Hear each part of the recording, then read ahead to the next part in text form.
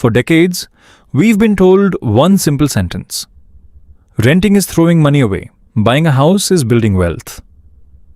But what if that advice is wrong? Imagine two people each have $100,000 saved. One buys a $500,000 house, the other rents a similar home and invests the difference. 20 years later, which one is richer?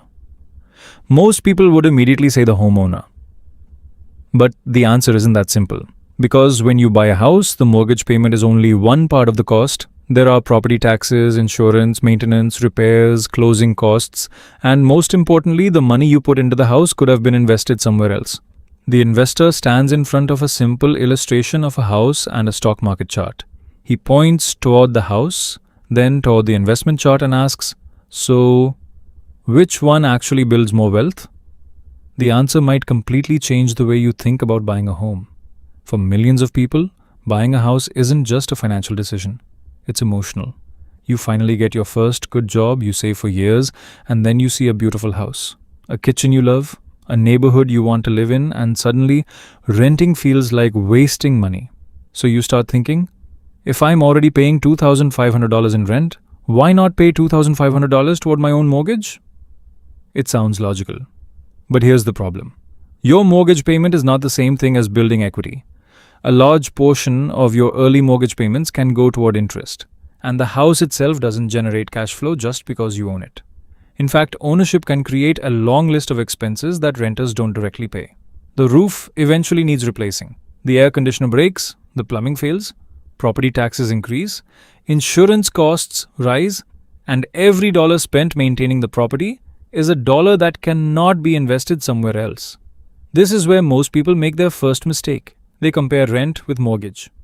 But the real comparison isn't rent versus mortgage. It's rent versus total cost of owning plus opportunity cost. And that's a completely different calculation. Let's meet two fictional friends, Alex and Ryan. Both are 32. Both earn similar salaries. Both have $100,000 saved. And both want to live in the same city. Alex decides it's finally time to buy. He finds a $500,000 house. He puts $100,000 down and borrows $400,000. At a hypothetical 6.5% fixed mortgage rate over 30 years, his principal and interest payment is roughly $2,530 per month. Sounds reasonable. But then the other bills arrive. Property taxes, home insurance, maintenance, and occasional repairs. Let's assume those additional costs average roughly $1,000 per month. Now, Alex isn't really spending $2,530. His housing cost is closer to $3,500 per month before considering other ownership expenses. Meanwhile, Ryan rents a similar home for $2,500. That leaves him with roughly $1,000 every month that Alex is spending on ownership costs. But here's where the story gets interesting. Ryan doesn't simply spend that extra $1,000, he invests it. And he also invests the $100,000 that Alex used as a down payment. Now we have a real comparison. Not homeowner versus renter, but homeowner versus renter-investor. Here's the first big lesson. Rent isn't automatically wasted money. Rent buys you something. Flexibility, mobility, and a place to live without taking responsibility for the property's long-term maintenance. And owning isn't automatically an investment either. A house can absolutely build wealth, but only if the numbers work. And that's the part people often ignore, because a house can appreciate in value while still being a mediocre investment compared with the alternatives. Why? Because you don't just invest $500,000, you also pay interest, taxes, insurance, maintenance, closing costs, selling costs, and the opportunity cost of your down payment. But that's only the beginning, because there's one number almost nobody puts into the calculation. It is called opportunity cost. Imagine Alex puts $100,000 into the house. That $100,000 is now sitting inside his home. Ryan keeps his $100,000 invested. Suppose Ryan earns an average annual return of 7% over a long period. That $100,000 could theoretically grow to roughly $387,000 after 20 years, before taxes and fees. And that's without adding another dollar. Now add the $1,000 monthly difference Ryan invests. At the same hypothetical 7% annual return, that could grow to roughly $521,000 over 20 years. Together, that's around $908,000.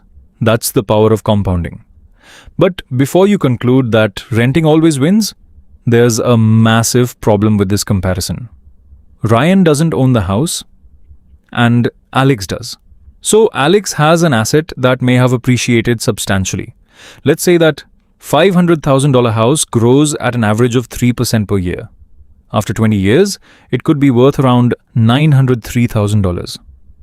That sounds fantastic.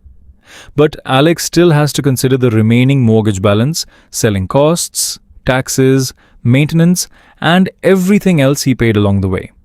And Ryan has to keep paying rent. So, who wins? Here's where everything changes. There is no universal winner. The answer depends on four things: the price of the house, the cost of renting, how long you stay, and what you do with the money you don't spend. A $500,000 house in one city can be a terrible financial decision. The exact same house in another market could be an incredible one. And here's the twist. The biggest factor isn't whether you rent or buy, it's whether you use the financial difference intelligently. A renter who spends every dollar they save is not automatically smarter than a homeowner. And a homeowner who stretches their budget to the absolute maximum isn't automatically building wealth. The real winner is the person who creates a system. So how do you actually make the decision? Step 1. Calculate the real cost of buying. Don't look only at the mortgage.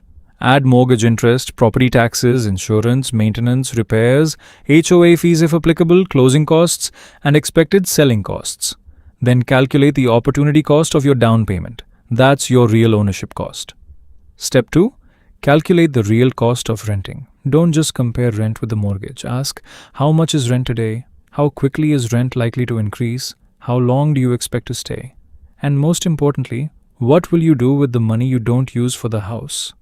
If you're going to invest the difference consistently, renting becomes much more financially competitive. Step 3. Think about the time horizon. This is critical. If you might move in 2 or 3 years, buying can become expensive because of transaction costs. You may pay thousands in closing costs when you buy, and thousands more when you eventually sell. But if you plan to stay for a decade or more, those costs are spread across many years. That's why the answer changes dramatically depending on your timeline. And there's one more rule. Never buy a house simply because someone told you rent is throwing money away. Buy because the house fits your lifestyle and the numbers fit your financial plan. So let's return to Alex and Ryan. Alex bought the house. Ryan rented and invested. Neither decision is automatically right. If Alex's home appreciates strongly, he stays for decades, controls his other expenses, and builds equity consistently. Buying could create substantial wealth. If Ryan invests his down payment and monthly savings consistently, earns reasonable long-term returns, and avoids lifestyle inflation, renting could also create substantial wealth. But if Ryan invests nothing, the advantage disappears. And if Alex buys a house he can barely afford, the house can become a financial burden instead of a wealth-building asset. That's the shocking math nobody talks about. The house isn't the investment. The financial system surrounding the house is the investment. Your income, your savings, your opportunity cost, your investment returns, your housing costs, and your time horizon. Put those numbers together and suddenly, the rent versus buy debate becomes much clearer. The question isn't, am I throwing money away by renting? The better question is, which option allows me to build the most wealth while still living the life I want? Because a financially smart decision doesn't always look like the traditional decision. Sometimes the smartest move is buying, sometimes it's renting, and sometimes the smartest move is simply waiting until the numbers make sense. The investor looks at the camera and says, don't buy a house because everyone says you should. Buy it when the math says you can. And remember, a home should improve your financial life, not control it.